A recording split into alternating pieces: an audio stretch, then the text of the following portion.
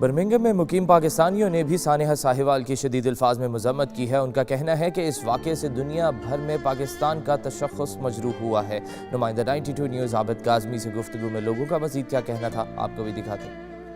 دیکھنا یہ ہے کہ یہ واقعہ اگرچہ کسی کی غفلت کا نتیجہ ہے اور کسی نے جان بوجھ کے اس طرح کی زیادتی کی ہے تو انہیں واقعی سزا ملنی چاہیے، اور اس طرح کے واقعے ملک میں نہیں ہونے چاہیے۔ یہ اس طرح کی بربریت یہ ناقابل قبول ہے۔ یہ واقعہ ہوا ہے، ہم اس کی پرزور مذمت کرتے ہیں، اور یہ پولیس کی دہشت گردی ہے۔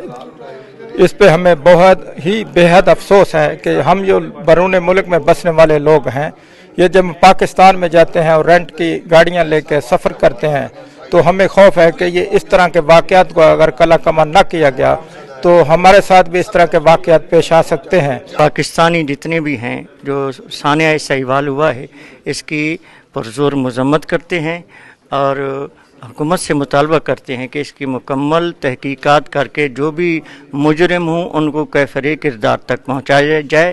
پوری قوم پاکستان میں بیرون ملک میں جو بسنے والے پاکستانی غم شدہ ہے، گھر میں بھی اور ہر مسجد میں بھی، ہر محفل میں بھی ذکر ہو رہا ہے۔